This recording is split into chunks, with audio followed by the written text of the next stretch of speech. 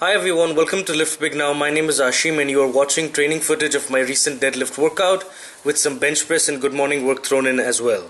While these training clips are rolling, I will talk to you about single rep training, performing 1 rep heavy lifts, and we call this progression method the single scene, and it was created by Eric Troy. This is part 5 of the How to Build Your Own Strength Training Program series, and in this video I will expand on maximal strength methods and teach you how to employ singles into your training to really hit some big numbers. If you want to get strong, you have to actually lift heavy weights. That means cranking up the intensity of your training. Take note that intensity is a percent of your 1 rep maximum. Strength training is all about intensity. If I was to keep harping on about how important it is to lift heavy, but I did not provide you with the means to do so, I would be engaging purely in lip service. So in this video, I will show you how you can use very high intensities, that is 90% and more of your 1 rep maximum, in a way that maximizes your strength gains. Let me begin by saying that not everyone can do the single scene. It isn't about being a beginner or an intermediate or an advanced lifter. I do not push these labels and I do not believe in using them. The single scene is for people with some degree of lifting experience behind them, so that they can make the most of it. You know, most people when they start training and they learn the lifts, they pick up a bar, try a few reps, and then most trainees begin a volume-oriented program. They aggressively load the bar as often as possible, and for the majority of these people, they have a lot to work with regards to their technique before they can engage in maximal training. If you fit this generic example, do not jump into singles because there is a high chance of you hurting yourself. Before you begin the single scene, you need to know what it is to actually lift your max, and you need to have your technique honed in somewhat for small rep sets. Also, if you are a beginner, I would rather have you run the honeymoon period progression, because doing the single scene is like driving at 40 miles an hour on the German Autobahn. This is limiting for beginners. There is one more disclaimer to the single scene. You should not run this on many lifts at one time. Ideally, you want to run single scene on just one exercise in your training cycle. However, if you must go balls to the wall and choose 2 exercises, use this progression method for either one of the squat or deadlift and the bench press or overhead press. Do not make the mistake of running this concurrently on the squat and the deadlift, for example. In the single scene, you have to perform sets of 1 repetition with 90% and more of your relative max. Here is what the single scene broad overview looks like. In week 1, you have to do 7 to 8 singles. Week 2, 5 to 6 singles. Week 3, 9 to 10 singles. And in week 4, 2 to 3 singles. Okay, so enough background, let's get into the nuts and bolts of this progression. I'm going to walk you through your first single scene workout. Remember, you have to do 7 to 8 singles. Just for the sake of this example, you are going to be using the squat as your choice of exercise, and your max for the sake of convenience is 315 pounds. Going into the workout, we know roughly that your max is 315 pounds. 90% of that is 284 pounds approximately. Begin your workout with your mobility drills, dynamic stretches, foam rolling, etc., your regular warm-ups. Then start with the bar and begin loading it using small increments. You do not need to do singles with your acclimation weights. Don't change your existing warm-up for single scene. For example, this is how I would acclimate to a max of 315 on squats while also hitting 285 pounds, which is just a tad bit over 90% of my max. I do the bar for 5 reps and 2 sets. I take 135 for a triple, 155 for a single, 185 for a triple, 205 for a single, 225 for 2, 245 for 2, 265 for 1, and again 265 for 1, and then I would take 285 for 1, and this would be my first single. You're probably wondering why I'm asking you to make small increments in weight. Here's the thing. Contrary to what you see elite beasts doing, you are not Eric Lilliebridge or Dan Green. You cannot go 1 plate, 2 plate, 3 plate, 4 plate, 5 plate, 6 plate, etc. Secondly, let's say you bomb and you fail 315, okay? If this happens, and this is the worst case scenario, you still have a counted single of 285 under your belt. Imagine if you jumped from 275 to 315 and you failed that 315. This is pretty bad because you've blown 2 possible singles. So you still have 7 or 8 singles to lift, plus you have to cope with the accumulated fatigue and mental repercussions of these failures. Like I said, this isn't a progression scheme meant for beginners because I expect you to think smart, think on your feet, and train intelligently. Don't bite off more than you can chew. Okay, back to our example. You have warmed up to 285 for a single. That's 1 down and 6 or 7 more to go. So add some weight and take 295 for a single. Here's another single down. By 285, you should be able to tell how your performance is going. You should know whether 315 is actually within your reach or not.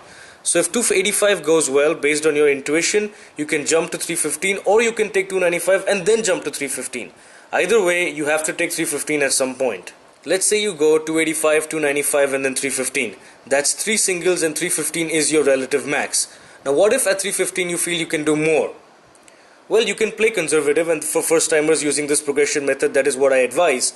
But if you're used to doing heavy singles, you can be aggressive and add 5 or 10 pounds to the bar and shoot for a personal record or personal best. By the time you hit 315, you have 2 or 3 singles down. That leaves 4 to 5 singles remaining. I don't believe in strict rules. The single scene is full of guidelines. The guideline here is that you have to take 90% and more of your relative max for 7 to 8 singles.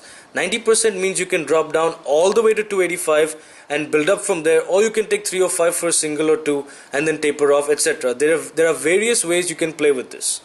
Ideally, you want to try to get as many heavy singles as you possibly can, because the more you get used to lifting heavy singles, the greater the chance of you being able to hit a new PR or PB in the final week. Your 4-week cycle on single scene looks like this. The first week is a high volume week with 7 to 8 singles. The second week is a medium week with just 5 to 6 singles.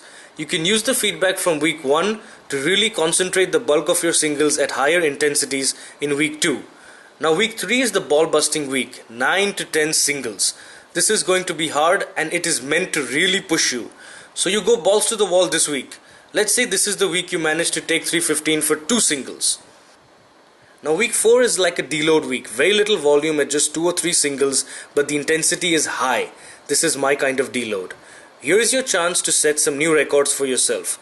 Use all that momentum you have gained in weeks 1 to 3 and push yourself to some new gains in week 4. The chart on your screen right now is an example of what you could possibly do with the single scene. This is just an example, and I am emphasizing this because I do not want someone to take this out of context or use it as some holy grail to adhere to. By the way, if you guys have to take one thing I say and really run with it, everyone should buy some fractional plates so that they can microload the bar and keep moving forward. The volume layout I've provided you with is just a set of guidelines. You can feel free to switch them or play around with the reps. But remember, you want to keep the volume on week 3 very high at 10 reps or over. Just trust me on this. You will know why as soon as you do the first 10 workout. All these workouts are the same. Find your relative max for the day and then performing the planned singles based on that max. Every single above 90% of your max counts, even if it happens to be before your max. For the best strength gains, you want to keep your singles as close to your max as possible. Single scene is about thinking on your feet during your workout. You can plan your volume, the exercise selection beforehand and write it down. But your weight selection will be done on the floor once you commence your training. So be prepared to fly by the seat of your pants, and this will improve your intuition. I'm going to talk about a workout going bad, okay? Let's say you failed at 315. You attempt it again and you fail it again. Now what? Nothing changes. You still have 6 to 7 singles to do in that workout. You have 285 completed, so use that as 90% of your max and work with weights between 285 and 315 for the remaining singles. Next week come back and attempt 315 again. So what if next week you come back and fail again? Is it time to quit strength training? Hell no. This is part of the game. Are you just having a bad day? Maybe. Maybe you need to do more acclimation sets. Maybe you need to rest more between sets. Maybe you need to break out those fractional plates and use them instead of doing big 5-pound jumps. Lots of possibilities, right? So don't panic. Stay calm. Visualize what you have to do and think of ways you can do this better. Do not panic. The next subtopic is rest intervals between sets. Complete neural recovery is said to occur in roughly 5 minutes or beyond, and it cannot be sensed. That means that you might finish a set, rest for 2 minutes and feel that you're good to go, but you're not. So my advice to you on rest is to take 7 to 10 minutes, especially if you're about to attempt a really heavy lift or you've just failed a lift. The best strategy is to rest till you think you are ready, then add a bit more time for safety. The last thing we need is for you to rush the rest intervals and miss lifts. That would be a travesty. There is no set time that you should rest for. Do what you have to do. If you need more time between sets of deadlifts but less time between sets of military press, then by all means take more time.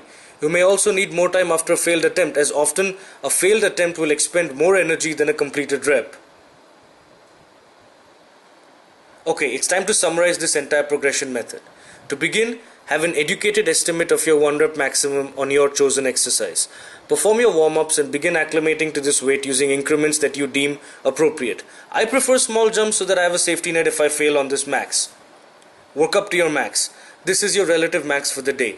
Take 90% of that and this is your cutoff or the lowest weight you can drop down to. During your acclimation, all sets greater than 90% of your relative max get counted as singles for that day. Your relative max is also a counted single. Based on which week you are in your training, you have a balance of singles left. You can choose weights ranging from 90% of your relative max all the way to your relative max, all done for singles. Do not be surprised if you're able to hit your relative max multiple times in one workout. This is quite common that you should feel stronger as your workout progresses. That is all for this video.